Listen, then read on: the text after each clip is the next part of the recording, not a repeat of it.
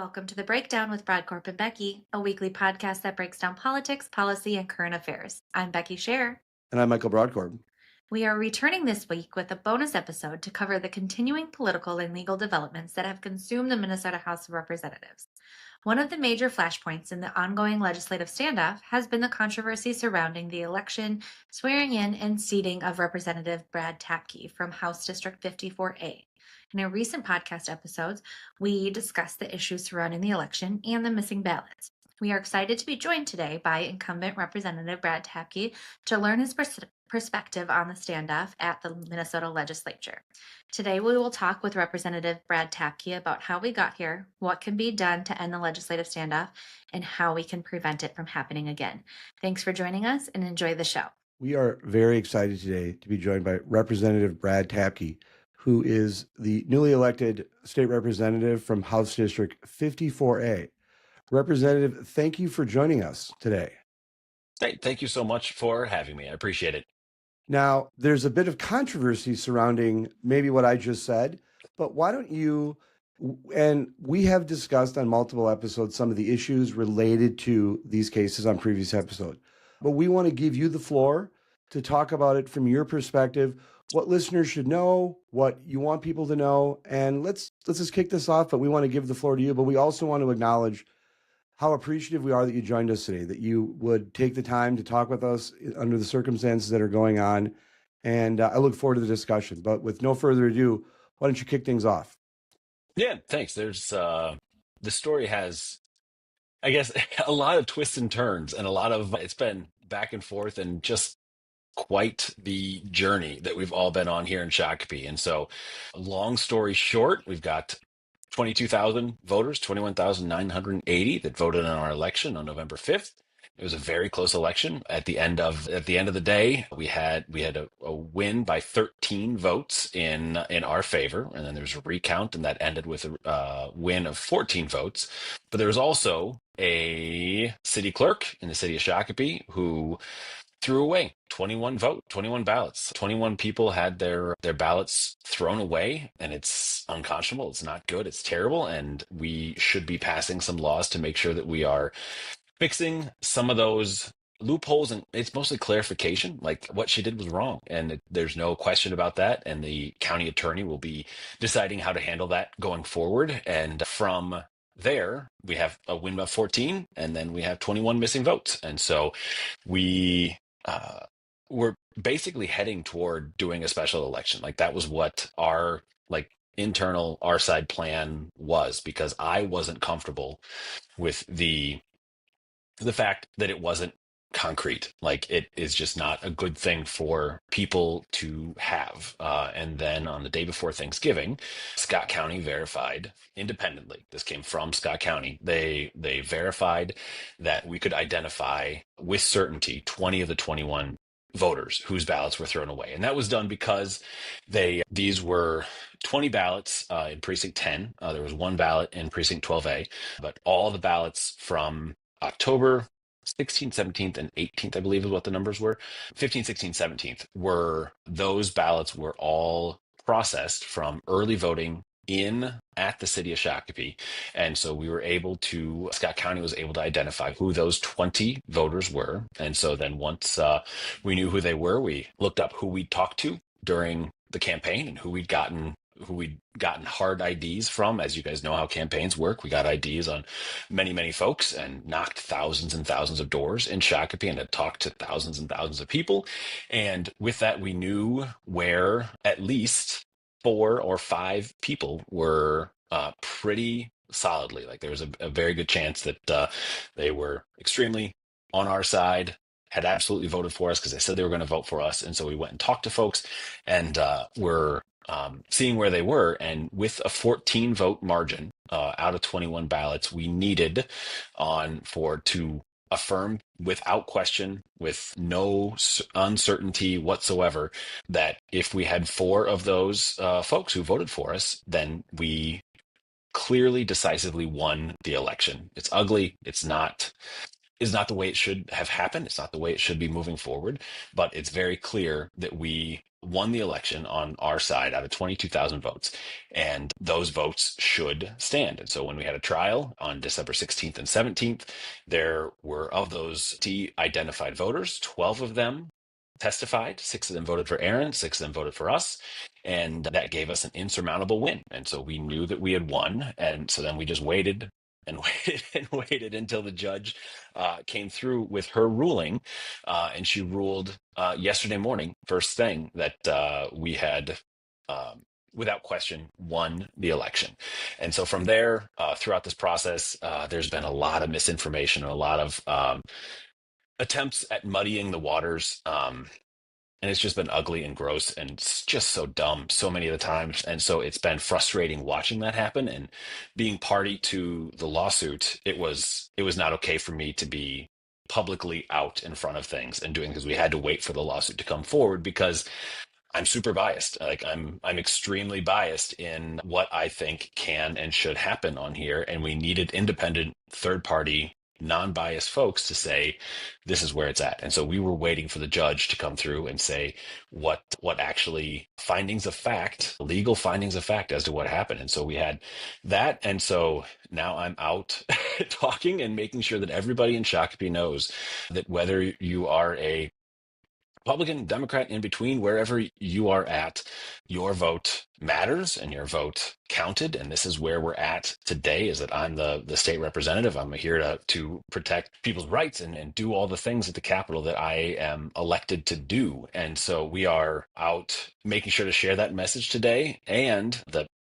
flip side of this is that the House GOP has vowed to steal our seat, and they have vowed to overturn the election, the votes of 22,000 people, even though we have a judge's order saying that where we're at. And it's simply a power grab because they can, not because, in my opinion, again, very biased, not because they should. And it's just not right. So no matter if you are Democrat, Republican, again, anywhere in between, overturning an election is not right. And so that's what we are trying to make sure we're convincing folks. And that's unfortunately where we're at today, with having to continue to deny quorum. Is all we need is an agreement that overturning an election is wrong and we shouldn't be doing that. And so until we get that, we expect that we're going to have to deny quorum. We're going to have to use the only tools that are here to protect 22,000 voters.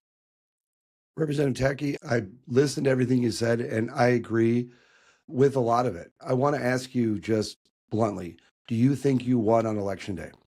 Yeah, we know. Yeah, it's very clear. We won on Election Day. And again, biased, you don't have to listen to me. A judge has very clearly, in a 47-page ruling, which was a hefty ruling, came through and said the same thing, and admonished many of the things that our opponent said in that ruling. Like, as you read through that, there's some things that she was not pleased about that were happening in there, and she was very clear with this is how this happened, this is where this is at, and we need to make sure that we are taking care of the 22,000 voters in Shakopee. I want to give Becky an opportunity to join, but I just want to, because I had kind of done some things prior to the release of this order. I just want to be definitive to you, Representative Tabke, and also to our listeners. I have read multiple times the extensive order, printed it off. I had to run to get additional copy paper because we were out at the house to read it. And I would say to you, I was surprised by how voluminous it was, by how detailed it was, and how precise it was. And I had followed the case as much as I could without being there, and read some of the transcripts and read some of zero. And I believe that the order that was issued definitively shows that you won the election. And I say that as someone who had taken the position prior that the only way to clean this up would have been a special election. Now, I can have that kind of Pollyannish dream about that kind of thing, but I do believe that we have a legal process. And I feel confident in my review of it and my understanding and what the judge laid out, that as easily as we can in this type of ugly situation, and this kind of messy situation, put a conclusion on this. And I think that the judge showed her work, and I think the work that she showed was pretty definitive. Becky. Yeah, good to chat with you. I do, it's a whole lot has been going on. So first I want to, before we get into kind of this week, I do want to just ask about how have you kind of dealt with the roller coaster since winning on election night, then finding out the ballots were gone, then the court case. I mean, it's just been a roller coaster over the last 2 months. So how has this been for you? I mean, obviously you spent months and months on the campaign trail. We all know how tiring that is, how exhausting it is, and how fulfilling it can be meeting with voters and having those conversations. But walk us through a little bit of that roller coaster from election day to this week, and then we'll continue to chat kind of about the chaos surrounding the last 7 days. Yeah, I'll actually step that back just a little bit. And I'm not saying this to like gain sympathy or anything like that. The facts of the matter is it's been a really, really tough year for our family. And it's been a really difficult time. Like my father, a year ago and a month ago, a year and a month ago, he got diagnosed with cancer and Oh, he I'm so passed away sorry. in July. And so during last session, I was there. We grew up we have farm kid from Northwest Iowa, and I was going back and forth all throughout session to help my mom and dad with chemo and all those things all throughout the 2024 legislative session. And so that was just a lot. And all of my colleagues were amazing and super helpful. And we got a lot done and we're able to still continue to govern and to keep things going. And then we go straight into a campaign and he passed away in July.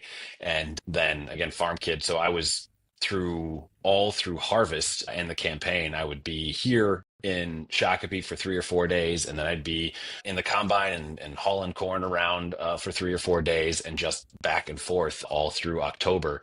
And it was really, really hard. And so I was super looking forward to November 5th being done and having a decisive victory or defeat, because we know the Shakopee it's a very split district, and we know where we're at here. And we just try to do the best that we possibly can to represent all of the people of Shakopee. And so I was really hoping for the exact opposite of what we got in the time after election day. And so it has been, I sat down one day during Christmas, between Christmas and New Year's, and started to write out just like all the things that have happened through since November 5th. And I wrote for a couple hours, and I only got halfway through to when we kicked Curtis Johnson out. Like that was as far as I got before I had to quit and say I'm just going to go and hang out with my family. And so it's been a lot of ups and downs, and it's been really hard on folks. And at the reason why I'm telling the story is at the funeral, the officiant was very clear that after a significant loss like we experienced, you just do the next best thing and you put one foot in front of the other. And that's what we've been doing this whole time. Is that we had, like, the Friday after election day, we had a rescan where all the ballots from Scott County were rescanned to make sure everything was in the right place. And then we had the recount, and then we had just thing after thing. And it's just like, we're going to take this one, and then we're going to go to the next step, and we're going to figure out where we're at. And it's just like life, and it's all up and down. And we're continuing to be there and deal with where we're at today with trying to get governing figured out for Minnesota. How democracy is messy. Democracy is messy. This elections process, and I want to ask you about this. This election contest has exposed, I think, some procedural and administrative and maybe some constitutional issues that overlap that have brought some attention to things. And I want to get your perspective on that.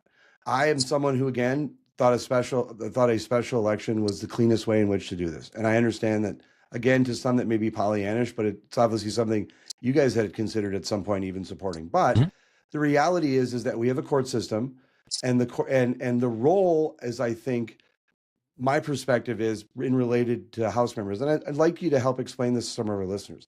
Obviously, there was an election contest filed by the Republican opponent, and in this unique situation, and I think it only applies to legislators, I believe, is that you guys police your own membership, meaning that there can be an election contest, an election dispute, and the ruling of that judge is somewhat advisory, to say the least. And so I acknowledge and understand that the House and the Senate have the ability to police their membership. I've stated that I think they should seat you, but I recognize that they have that authority. And can you explain to the listeners how, if you were running for the school board, this would be a different situation, but you're a legislator. And so the standoff that we're having right now is about you actually being recognized as a member because the House of Representatives has the ability, as the Senate does, to police their own membership. Yep, 100%. So the judges, the judicial components of this are, as you said exactly, they are advisory, and they are a it is used to find facts and to take these. And so those 47 pages, the reason I believe why the judge had 47 pages worth of facts is so that we could use that specifically in the unlikely, is what we'd hoped, event that we would be facing an election contest on the floor in the Minnesota House. And so there is a lot of evidence in there very clearly put forward as to the facts of the case and what the findings are and where that's all at. And so there's an election contest. So to expel a member in the House or in the Senate, it takes a 2/3 vote. So that's a pretty hefty margin to get 2/3 of a body to expel a member. However, the Minnesota Constitution, as you said, puts the question to the body. And so the Senate decides the Senate fate, House decides the House's fate. And so with this, there's very rarely enough votes. And the Constitution says, as laid forth by statute, is what I think is nearly the exact wording in the Constitution. And so our statute that we've written is pretty vague as to what an election contest actually looks like and how it should work. And it's got the last line in that piece of statute is basically says, or whatever you want to have happen. Like it just kind of tosses it all out there. So as to where things are at. And so there's not any really, this is very, very rarely, hardly ever used. And it has never been used in the state of Minnesota when there has been judges ruling in favor of the party. And so it has been used for campaign violations. It's been used for, I think, criminal activity and things like that, for things that have happened during a campaign that are just not things that should happen, and it tipped the election one way or another because of those activities that campaign made. There have been, like, there's a Senate issue where they burned, I don't know, it's like 30 or 40 ballots, something like Yes. that, because they thought they were invalid. And so they burned those ballots, but they weren't really invalid. And they still sat the member at that point because it was something that was external to the campaigns, and there's no way to kind of go back on that. And so it is absolutely something that can be decided by the body. And so I'm not whatsoever saying that that is not the case, that they don't have the right to do that and to have discussions about that and to see where it is. I am very clearly saying that it is simply wrong to overturn 22,000 votes because you can. It is not the democratic process. It's not who we are as Minnesotans. This is not where we're at, and it should not happen. And I'm asking for Republicans to stand up and make sure that they're saying that if the tables were turned, we wouldn't want this happening that direction either. And it very easily, I absolutely know that this could have been a swing the other direction, like just 20 votes, or even like mathematically, if just 8 people had switched from voting for me to voting for our opponent, we'd be in the exact opposite piece. And it is, no matter what the election outcome is in a fair election, we should be upholding the votes of where we're at. I just don't know how anybody can, with a straight face, say that that is not the case. And especially in this place where we, like precinct 10, where these votes came from, we won that precinct by 58% of the vote. Like, it was a heavily in anything that happens in Shakopee in split districts like ours. 58% is a huge margin, as you guys know. And it is, I just don't understand how we are headed down this path, and how it isn't easy for every single Republican to say, no, we lost, and we should not overturn the voters of Shakopee. So, question for you, kind of moving forward. Michael and I did a show on Monday, kind of recapping the events of the weekend and what we anticipated happening on the first day of session. And one of the, obviously we're not in the room, we don't have the intentions, so we can only speculate. But one of our speculations was one of the reasons for the secret swearing in ceremony on Sunday was to be able to seat you and to have you be able to, start your term as representative for your district. Now we know that we're kind of in waiting in limbo until January 28th when the Roseville seat is decided and Democrats likely get back to 67 members in the House. What do you anticipate, or have there been conversations about what happens with your seating at that point? Are Republicans still going to make the same argument? Are you expecting to see the same fight that you would have had the 66 members of you showed up yesterday to the officials' first day of session? I know this is kind of hypothetical and we can only again speculate, but have those conversations been going on, and what do you anticipate, or is there an anticipation of what we could see happen on that 28th when it comes to you and your seat and you being in Yeah. it? Yeah, no, I hear what you're saying. So absolutely, for sure. So what we had hoped would happen, so I'll step this back just a little further, is that with Curtis Johnson resigning and no longer being in that seat, and having that happen, because it was absolutely wrong to have him be a legislator. Like, I don't think that he would have been a member of our caucus. I don't think that we would have gone forward with that. And I think there were a lot of things that would have happened there. What I was hoping was that that would um, send the right signals to everyone that we were serious about legislating and sharing power. Because what that did was that put us at a huge disadvantage for our Shakopee seat, right? So for our 54A seat.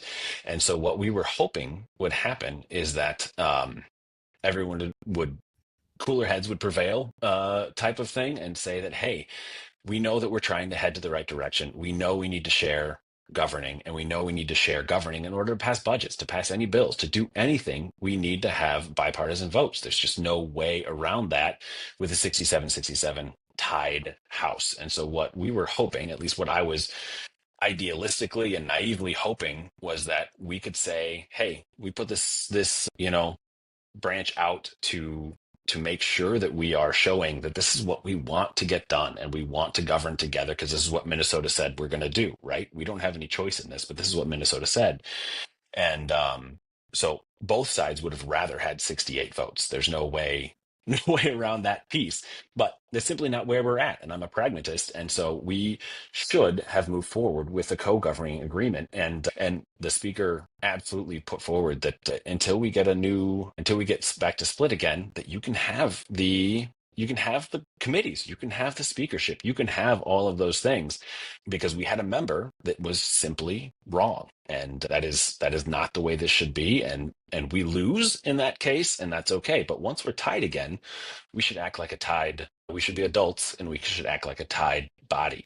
And so with that, obviously it didn't work out that way. And obviously, again, very biased perspective, Republicans refused to step up to the table and say, hey, we want to govern, but they said, we want power instead, and that we want the ability to maintain speakership for 2 full years. We want the ability to run all the committees in a tied House. And I just think that's a bad way to go. But that's something we could fix in the future.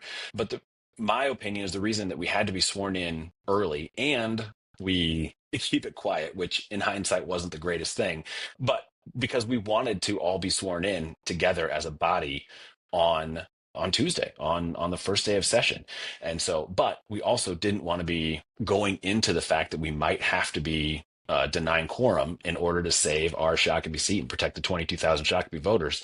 We might not be able to do that. And we didn't want to have one hand tied behind our back one arm tied behind our back for governing. Like, taking the oath of office, I could do it. I'm sitting in my kitchen right now. If I had a notary sitting beside me, I could take the oath of office, they could notarize it. And that's what the oath of office is. It's not the ceremony. You don't have to have a judge. You don't have to have any of these things. You just have to have a notary and say that you took the oath of office. And it's a procedural motion. And so we probably should have done it differently, but we didn't want everyone to freak out and say, hey, we're getting ahead of this, and to cut off negotiations for getting us all in there, all 133 of us in there for Tuesday at noon. And it didn't work out that way. I really, really wish it had, because we all want to be there and we all want to be representing our communities, and doing this is just horrible and terrible, but they're going to overturn an election, and we can't let that happen. A couple points I want to make. First of all, it was in my notes and I wanted to make sure that I said this, which was in the judge's order, which we'll link to in this episode. There was no finding that an agent of you or your Republican opponent were involved in this in any way whatsoever. This scheme or this really unfortunate decision, a mistake. And I think by all accounts, everyone acknowledges that it was a mistake. Right. It was a mistake, and there were some procedures that were not compliant. But there's no evidence at all, and there's no information that either an agent of you or anyone else was involved. And it appears to be, by all accounts, just a human mistake. And Right. elections are run by humans. People make mistakes. And I just wanted to make sure it was clear that there was nothing in the order, which we're going to link to, that tied you or your Republican opponent into any scheme regarding these ballots. And you no one guys, has by all alleged accounts, that. were No one has. correct. Yeah. You guys are just, in some ways, victims, along with a lot of people are, of this election because your name was on the ballot when it was run improperly. The question I have for you, and I just want to, in the interest of disclosure, say Becky and I think we took the position, and I stand by it, that I think the swearing-in ceremony, the secrecy around it was, I think, a mistake. I think from a PR perspective, I don't like the lack of transparency. And I understand that there's negotiations that need to go on. I'm not expecting that a private conversation between a Speaker Namath or Speaker Hortman should be live streamed. But I think when you agree to run for the legislature and you agree to, and I think the swearing in, the secrecy around the swearing in ceremony was a bit too far for me. And Becky and I we run a straight show in terms of partisanship. But I think we fairly were critical of that swearing in ceremony and the secrecy surrounding it. And I think in hindsight, I think people are saying they would have maybe done it different. Yeah. But if it had worked, it would have been great, because we would have all been there on Tuesday at noon. It just didn't work. So, yeah. Here's my question. And we take the lumps for that. Yeah, absolutely. Here's my question for you. What happens? Explain to me procedurally what happens if you, or let's in this instance, let's make it you walked into the chamber and they got 68. Procedurally, what do you think would happen? Because right now, and I was told there again, we're having these episodes where there's math involved, and I would really appreciate if there was no math involved. But procedurally, help our listeners understand what 67 means and what would happen if Representative Brad Tabke walked in and was the 68th member. Aside from the numeric significance, what do you think would happen to you specifically?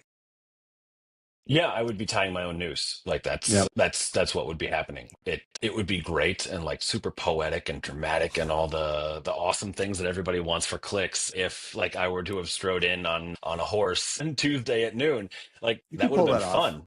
Yeah, for sure. And but what would have happened is that we in the House DFL, Secretary of State Simon, and which I have to, while we're here, just recognize that Secretary of State Simon, I think he's been on your podcast. I'm not 100% sure, but Becky's one of Becky's favorite shows. They had a real nerd fest. And so it was a battle of the nerds.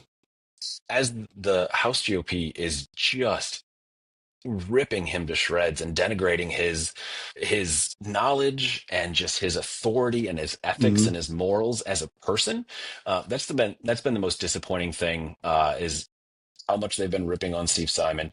And then secondly, I've always gotten along with Harry Niska, and so we'll go with fake leader Harry Niska right now. But with Harry Niska, but just things that he's been saying publicly and on social media have been just he's been talking about me being a criminal and me being above the law and things. And I'm like, this has nothing to do with me. As you said, we're accidentally innocent bystanders that could have happened anywhere, and it sucks, but it is what it is. And so what would happen? I have no idea what would happen now, because we are in whole new uncharted territory that nobody knows which direction is up, which we just don't know. We are in a constitutional crisis in Minnesota, and I have absolutely no idea what is going to happen next with that.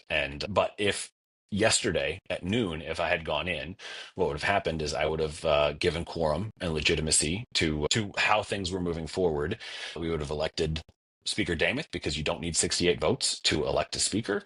Um, so we would have elected Speaker Dameth. Then the next thing they would have done would be to, at least this is what they've claimed they would be doing, is to have an election contest. It would simply be a motion that we contest the election of Brad Tabke in 54A, and they would make a motion to vacate our seat. And with that, my election certificate and all the election certificate of 22,000 voters in Shakopee would be vacated and nullified, and the governor would have to call a special session, It would not be special that, but election. help me understand the process though. Wouldn't it would take a 2/3 vote, wouldn't it? And so there No, are you saying, so procedurally, you're saying that if you'd shown up, the Republicans could have nullified your election certificate on the spot? would have, yes. It would have only taken, even if all members, if we had every single one of us had shown up, we had 133 people in there, there would have been quorum, would have been legitimate, it would have been we would have organized as a body, we would have had quorum. So this is the crux that I think people aren't understanding, is that the reason why we're denying quorum is to save the Shakopee seat and to make sure the Got it. voters of Shakopee are upheld. Like, it's not a difficult concept. Like, if we show up, they remove and they eliminate all the votes of the people of Shakopee. And I don't know how I or any of us can allow that to happen. I don't know how the Republicans are allowing this to happen. But it is, so if we show up, there is a motion to vacate the seat, and it's an election contest, and the Constitution gives the body the power to do that, and they could get rid of me. If I was the only one that shows up, they would get rid of me 67-1. If our whole body showed up, they would vacate a duly elected member of the Minnesota House 67-66. And not because they should, not because it's the right thing to do, just because they can. And we've heard about some cracks in the facade and some light showing through, that some of the Republicans aren't comfortable with doing this, but no one said anything publicly. No one has said anything out loud that we could trust. Like, one of the part, as the speaker Portman said yesterday in our press conference, that we had here in Shakopee, that she had offered the sun and the moon to Leader Dameth to get back in and get us all in if they agreed not to vacate the 54A seat. And she agreed, Leader Dameth agreed to that, but only agreed to not vacate our seat yesterday. I'd be out today, and the House, and the fake House that they've got going on right now, they passed a whole set of rules. The first pieces of all those rules that they passed are all election contests, and how they will get rid of our seat and how they will vacate the seat. And it's all there. We just had to believe them that they would actually do it. And I believe that they would do it. And this is the way, like, they knew that they would lose our trial, but it was all setting up to head this direction. I was not aware that it would, and Becky, push back if you're going to make the same point, but I was operating under the premise, and I want to certainly look into this, that there was a procedural process that would not be instantaneous, but you're saying it would be instantaneous, and we will certainly avail ourselves of the record. Becky, go ahead. Um, I want to hit on your Simon Niska comment in a minute, but what do you say to, in response to folks, you said that overturning this and taking you out of your seat would overturn, the will of 2,200 voters, or 22,000, I'm sorry. What do you say to those who still make the argument that, well, we have a pretty good idea of where some of these 20 missing ballots were, and they were with you, and that's, some good indication of how things would go, that every vote does matter. And in this point, at this case, regardless of intention, 21 votes were discarded, and therefore their votes were not counted. What do you say to those individuals, whether they're one of the 21 or somebody that is concerned about that being the case, and the precedents that sets for future elections? Right. That's a really great question. And so I say three things, and each, especially the second and third thing, are not good enough on their own. But I think that adding these together, exponentially compounding, is extremely convincing as to why going forward with where we're at today is the right thing to do. So the first one is that you don't have to listen to what I say, just listen to what the judge says. The judge, I don't know if this is going to go to the Supreme Court, but these are all adult folks that don't have they would much rather not be in this position as well, and they want to do the best job that they possibly can. And so if you read the ruling from the judge, you'll understand exactly how and why we got to where we're at. So there's one thing. We were winning by 14 votes going into this, and there's been absolutely zero question as to whether that's accurate or not accurate. That's simply been a fact that we have all been going under. We've known that 21 of those ballots, 21 votes were uncounted. And so, sorry about the math, but it would have taken just four people of those 21 in a in a precinct that I won with 58% of the vote, just four of those, which is extremely likely to have voted for me. And we had six testify under oath how they voted. And so, if that's not good enough as well, then we're going to compound this with the second thing is that statistically speaking, all things being equal, if those were a random set of 21 ballots in there, there is a verifiable statistical number of 0.00005% chance of him getting enough ballots to overturn. He would have needed 18 of those votes to change the trajectory of this election. So there's a very, very small statistical chance. Again, I don't think that's enough if it was just a statistical chance, I wouldn't, but we know the voters, we take the statistical chance and go from there. And then the third piece is the fact of that we would be overturning the votes of 22,000 people. And we would, in a special election, we would only have a couple thousand folks would vote. Like, that's just how specials work. We wouldn't have very many people come out and vote.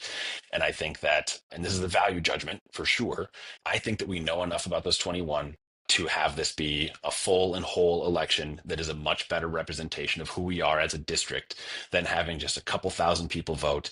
And then we'd also have, I mean, can you imagine how horrible a special election like this would be if you lived in Shakopee? People would be getting, 15 mailers a day in the mail. They'd be getting 30 phone calls a day. They'd be getting 20 door knocks a day. That sounds like Christmas morning to me.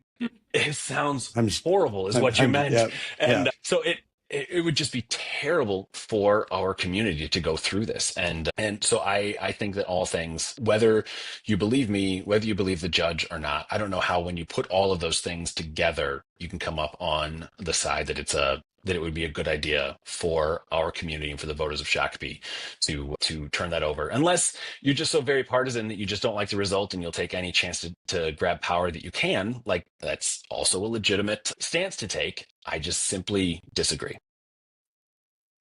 Okay. And then I want to kind of hit on the comments you made about Secretary of State Steve Simon and Representative Leader Harry Niska. Starting with Steve Simon, who is one of my favorite interviews. I do think that he's been a great Secretary of State. However, I do, as I said on our Monday thing, I have eaten up, I have bought and paid for everything that I have seen that shows that Republicans 67 have the quorum. I disagree with the Secretary's statement of quorum and the proceedings that happened yesterday, and I'm very intrigued and interested to watch it go forward.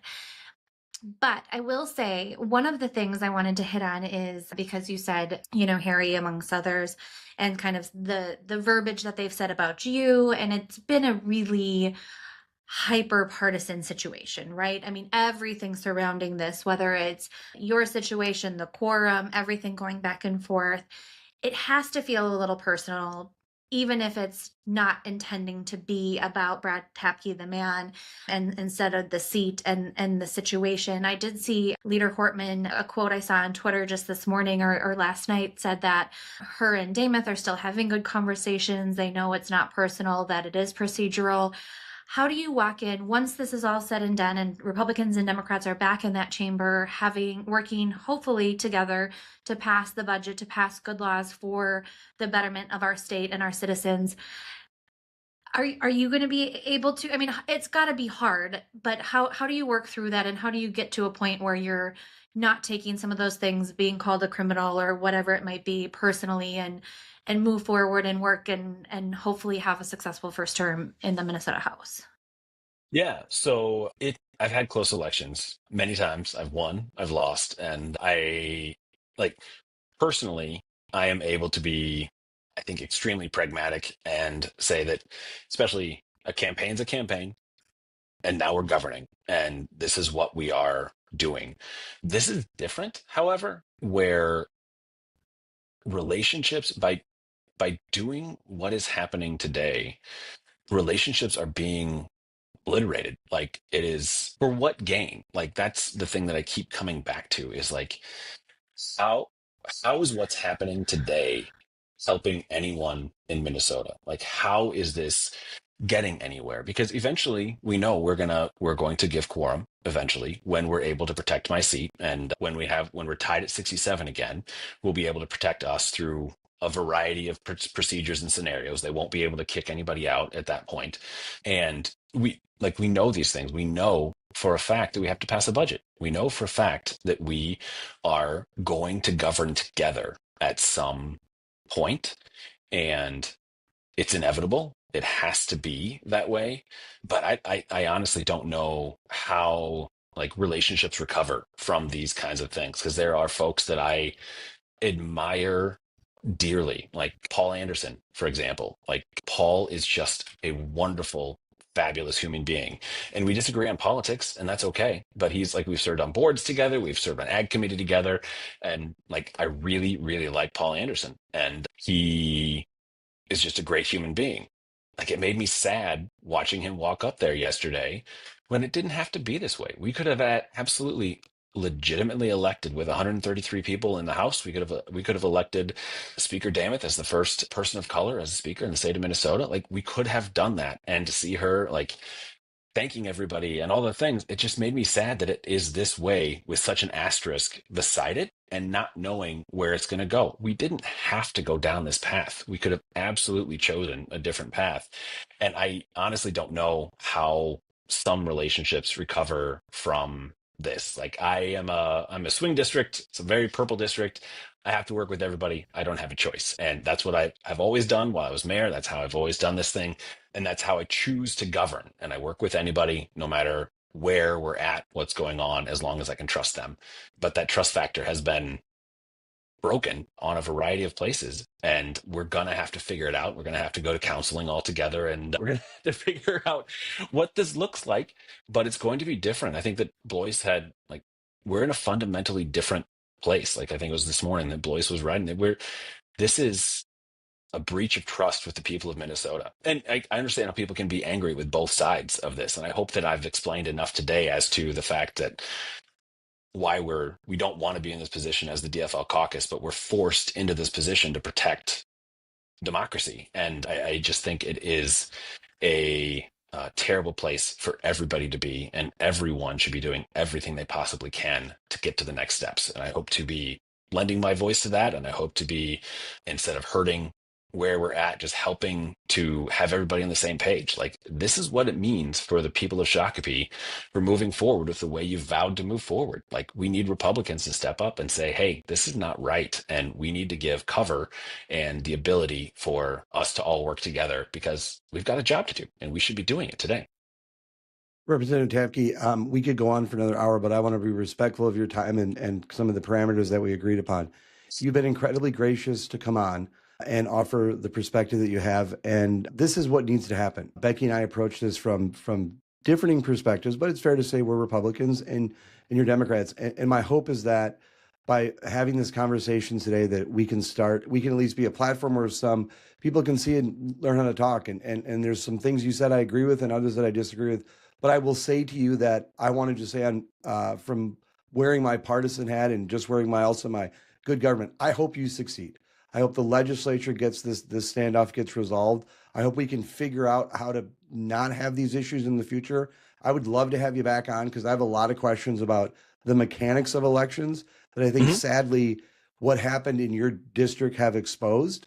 And I think it's a need for reform. But I just want to just pause and just say thank you for taking time in the midst of a constitutional crisis to come on and talk with us. You have a lot of places you could go, and I appreciate you taking time to talk to us. And we hope that the experience was one that you'd maybe consider coming back.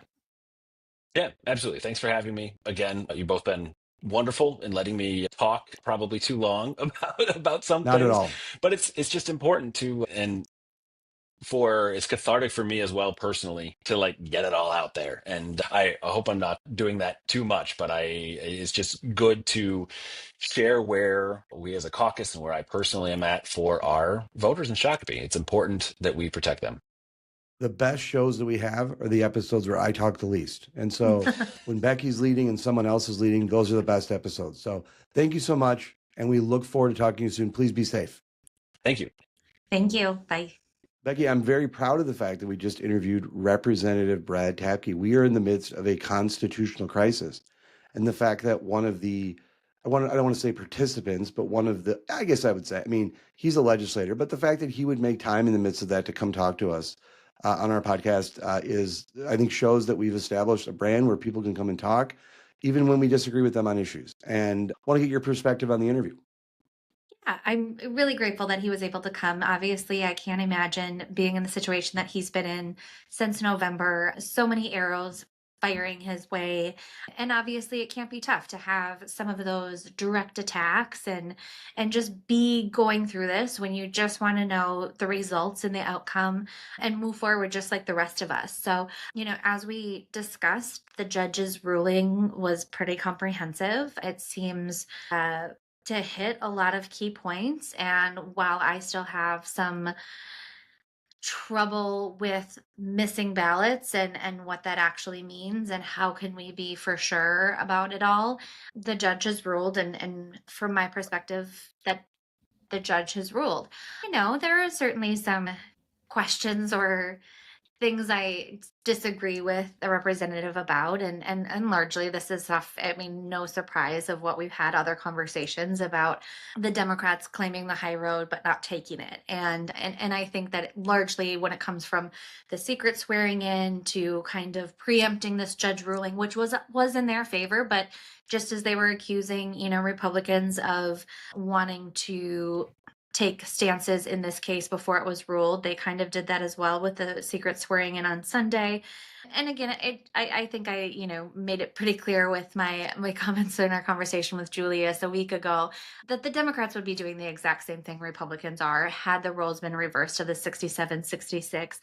I still stand firmly behind the Republicans and their quorum and their power that they have with the 67 majority, and am grateful that they're showing up to the House. But I am really grateful that like you mentioned, that despite me saying all those things, despite what we may believe in this constitutional crisis, that Representative Tabke was able to come on, or was willing to come on and explain his side of things, walk us through, what the last few months have looked like, and agree that things do need to change so this does not happen again. So great interview, have differing of opinions, but hey, that's nothing new with some people we interview, and always happy to do it.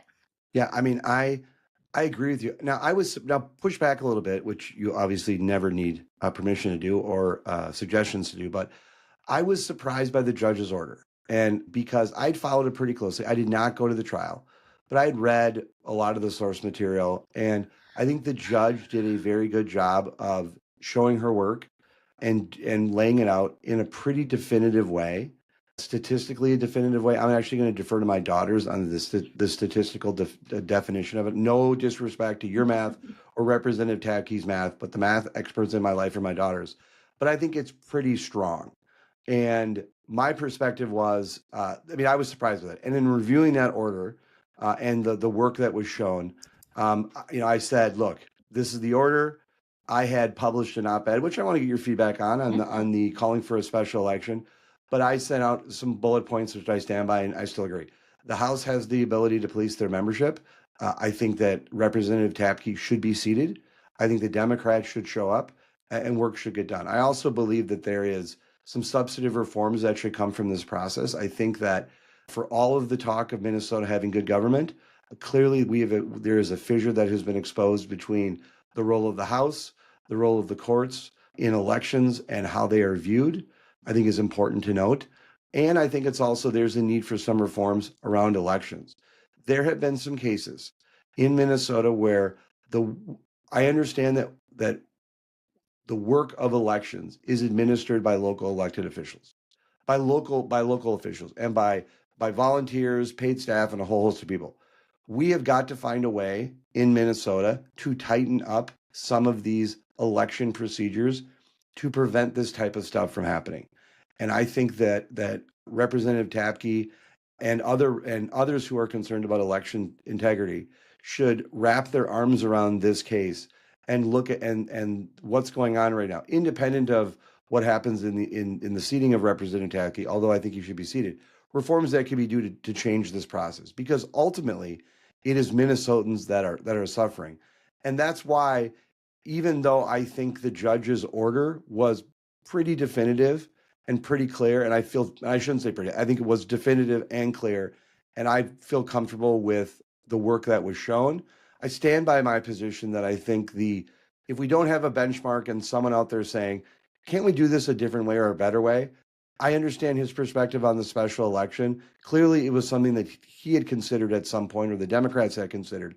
But I stand by my position that the cleanest solution to this would have been having a special election, because whether it's Representative Tabke, who is eventually seated, or whoever it is, if it comes from this election, a little bit of fruit of the poisonous tree, a little bit of that argument. There's been so many questions raised about this election, and I understand the judge's order, and I feel that a lot of those arguments can be dispelled.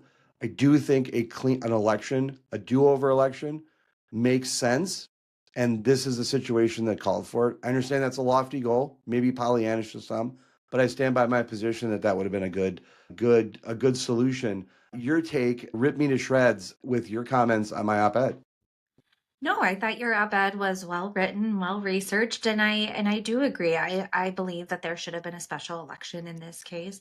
To me, I thought that's where we were headed. I thought it was going to be ruled that way, and it just, I mean, people are probably sick of me saying it, but it just does lead me to concerns about using this case now as precedents for missing ballots in the future.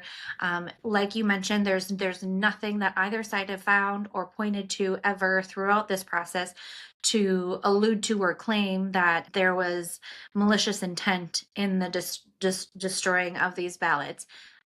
But that said, it is a lot of there are a lot of volunteers and a lot of human errors possible through this results. I mean, one of my favorite one every time I vote, I make sure to thank all the people there, because they are volunteers and they are giving up hours or a day or even more to be there and to be a part of it. But that does also leave us open to a lot of potential issues, and we have seen how many races over the last decade alone that have been decided by 5, 10, 12 votes.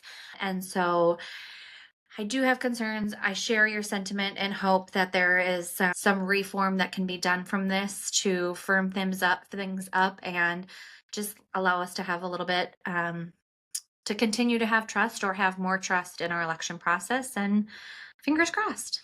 One point I want to also make, thank you for that. One point I want to make is he seemed to accept a little bit of accountability for that the swearing in ceremony not going over as they thought, and I appreciated that, and I think that shows a willingness on his part to acknowledge on where things could get better. But obviously, we're in the midst of a ongoing constitutional crisis, and I cannot think of a better place for people to come for comfort, for answers on that constitutional crisis than with you and I. And Becky, I want to thank you so much for making time to do this bonus episode today. I really appreciate it. Okay. It was a good one. We want to thank again all of our listeners for listening to this bonus episode of The Breakdown with Brodkorb and Becky. Before we go, show some love for your favorite podcast by leaving us a review on Apple Podcasts or on the platform where you listen. You can also leave a review on our website and follow us across all social media platforms at BVBreakPod. The Breakdown with Brodkorb and Becky will return next week. Thank you so much for joining us. Bye.